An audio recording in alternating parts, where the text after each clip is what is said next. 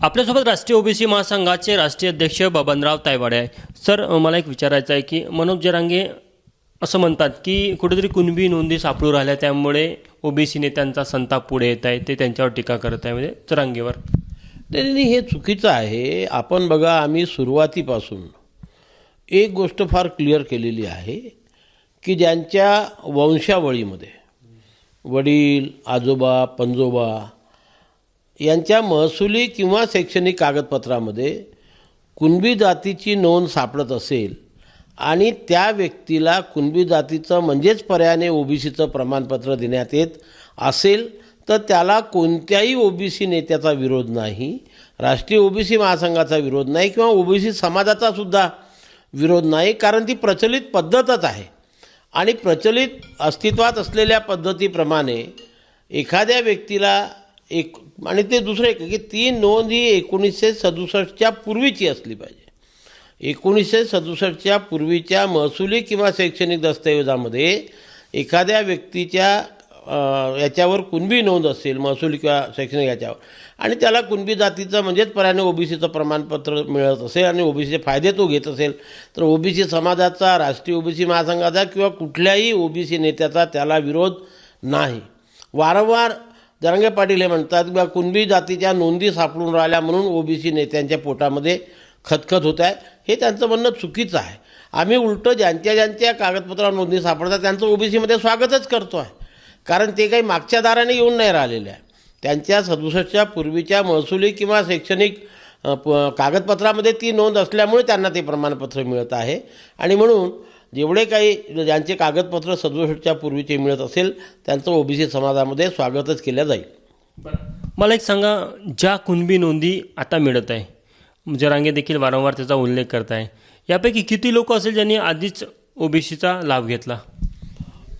95% जास्त. हे बघा, कसं आहे की सरकार ज्या पद्धतीने माहिती गोळा करते आहे ती सर्वच कागदपत्र, सर्वांचे कागदपत्र 1948 ते 1967 या कालावधीमध्ये सर्व जनतेचे कागदपत्र तपासून कुणाकुणाच्या कागदपत्रावर कुणबी जातीची नोंद आहे याची ते माहिती संकलित करत आहे. आणि म्हणून जे माहिती संकलित करत आहेत त्या माहितीपैकी 95, 96, 97, 98% लोकांनी ऑलरेडी कुणबी जातीचे प्रमाणपत्र घेऊन ओबीसीचा ते लाभ घेते आहे. नव्याने काहीच नाही, 1% लोक नव्याने येतील की ज्यांनी ती कागदपत्र ज्यांना मिळाली नव्हती त्यांना या प्रक्रियेच्या माध्यमातून तशा प्रकारच्या नोंदी सापडतील आणि त्या नोंदीचा वापर करून ते कुणब्याचं म्हणजेच पर्यायाने ओबीसीचं प्रमाणपत्र घेतील. त्याला कोणाचाही विरोध नाही, तो कधी नव्हता आणि राहणारी नाही. आता महत्त्वाचा विषय की मनोज जरांगे हे महाराष्ट्राच्या दौऱ्यावर निघालेले आहे. गायकवाड आयोगाचा अहवाल असेल किंवा त्यांनी सरसकट कुणबी जातीच्या प्रमाणपत्राची मागणी केली असेल, या संदर्भात प्रश्न उपस्थित करत असताना जरांगेच्या या महाराष्ट्र दौऱ्यांकडे तुम्ही कशा प्रकारे बघता? नाही, हे बघा की त्यांनी संपूर्ण महाराष्ट्रात दौरा करावं, त्यांच्या लोकांना भेटावं, भाषणं द्यावी, सांगावं, पण जी वास्तविकता आहे ती लोकांपुढे यायला पाहिजे. की याच्या पुढेसुद्धा अशा प्रकारचे प्रयत्न झालेले आहेत. आणि मी नेहमी म्हणत असतो की आता प्रश्न फक्त कुणाचा उरलेला आहे की ज्यांच्या महसुली आणि शैक्षणिक कागदपत्रावर फक्त मराठा जात लिहिलेली आहे, फक्त मराठा जात लिहिलेली आहे, त्या लोकांचा प्रश्न राहिलेला आहे. 2 प्रश्न इथे महत्त्वाचे आहे जे त्यांनीसुद्धा अभ्यास करायला पाहिजे की एवढ्या 75 वर्षानंतर जो शब्द जात म्हणून स्वीकारलेला आहे तो बदलवण्याचा अधिकार सरकारला किंवा न्यायालयाला आहे का, हा महत्त्वाचा प्रश्न. आणि सरकार जे वारंवार सांगते की आम्ही तुम्हाला आरक्षण देण्यास कटिबद्ध आहोत, त्याच्याकरता सरकार प्रयत्न करते आहे. सरकारने नाही म्हटलं नाही, कुणीही नाही म्हटलेलं आहे, पण त्यांचा जो अट्टहास आहे तो पूर्ण होऊ शकतो का हा विचार फक्त जरांगे पाटलाला करायचा आहे. तो करायचा की नाही करायचा तो त्यांचा प्रश्न आहे, पण त्याच्यामुळे समाजाची दिशाभूल कुठेतरी होत आहे का हा प्रश्न माझ्यापुढे उभा राहतो. जरांगेंच्या अट्टहासामुळे कुठेतरी समाजाचं नुकसान होऊ शकतं, नुकसान पण होऊ शकते, दिशाभूल होऊ शकते, की जी मागणी पूर्ण होऊ शकत नाही असं माझं मत आहे. त्यांना वाटत असेल पूर्ण होऊ शकते, तो त्यांचा प्रश्न आहे. माझ्या मते मी जे तुम्हाला सांगितलं की 75 वर्षानंतर जात बदलवण्याचा अधिकार सरकारला किंवा न्यायालयाला आहे का, याचं उत्तर जर त्यांना होमध्ये सापडत असेल तर ते त्यांनी पूर्ण करण्याचा प्रयत्न करा. पण माझं जर वैयक्तिक मत मी म्हणतो, कोणी विचारलं तर दोन्ही याचं उत्तर नाही आहे. आणि म्हणून सरकार जे वारंवार म्हणते आहे की आम्ही मराठा जातीला आरक्षण देण्यास कटिबद्ध आहोत. आता ते कसं द्यायचं ते सरकार शोधते आहे प्रयत्न. ऑलरेडी सुप्रीम कोर्टामध्ये क्युरेटिव्ह पिटिशन कधी भेटू शकते, म्हणजे मागासले पण एक तर सिद्ध झालं तेव्हा भेटू शकते किंवा क्युरी पिटिशनमध्ये सर्वोच्च न्यायालयाने त्या बाजूने निर्णय दिला तेव्हा मिळू शकते. आहे, दोन गोष्टी आहे. म्हणजे एक तर क्युरेटिव्ह पिटिशन त्यांच्या बाजूने, सरकारच्या बाजूने त्याचा निकाल लागला पाहिजे तर त्यांना ते आरक्षण मिळेल, किंवा राज्य मागासवर्गीय आयोगामार्फत पुन्हा, म्हणजे आतापर्यंत खत्री आयोग असो, बापट आयोग असो, सर्व आयोगांनी मागासलेपण नाकारलेलं आहे त्यांचं.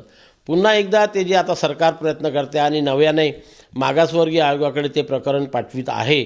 मागासवर्गीय आयोगाच्या निरीक्षणामध्ये तसं आढळलं आणि ते जर सर्वोच्च न्यायालयापर्यंत टिकलं तरच ते आरक्षण मिळू शकेल. म्हणजे जरांगेंनी जे भूमिका घेतली आणि जो मार्ग पत्कारला त्यावर मात्र आरक्षण मिळण्याची शक्यता खूप कमी आहे.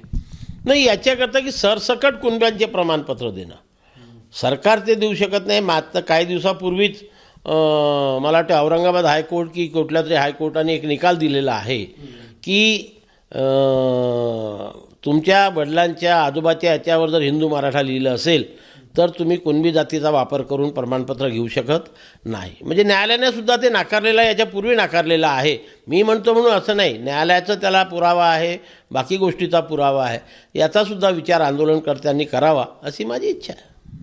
तर आपण बघू शकतो की राष्ट्रीय ओबीसी महासंघाचे राष्ट्रीय अध्यक्ष बबनराव तायवाळे यांनी आपली भूमिका स्पष्ट केली की जरांगे ज्या प्रकारे म्हणतात की कुणबी नोंदी आढळल्या किंवा आढळू राहिल्या त्यामुळे कुठेतरी ओबीसी नेते त्यांच्यावर टीका करतात. मात्र तो त्यांचा दावा राष्ट्रीय ओबीसी महासंघाचे बबनराव तायवाळे यांनी फेटाळून लावलेला आहे.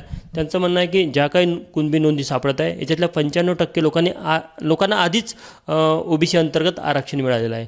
आणि सोबतच दुसरी महत्त्वाची गोष्ट की जर का आरक्षण घ्यायचंही असेल तर त्याचा व्यावहारिक विचार व्हायला पाहिजे. राज्य सरकारकडे जे दोन पर्याय आहे, एक तर म्हणजे क्युरी पिटिशन आणि दुसरी मराठ्यांचं मागासलेपण, ह्या दोनपैकी जर कुठं होत असेल तर तिथनं देखील एक आरक्षणाचा पर्याय असू शकतो.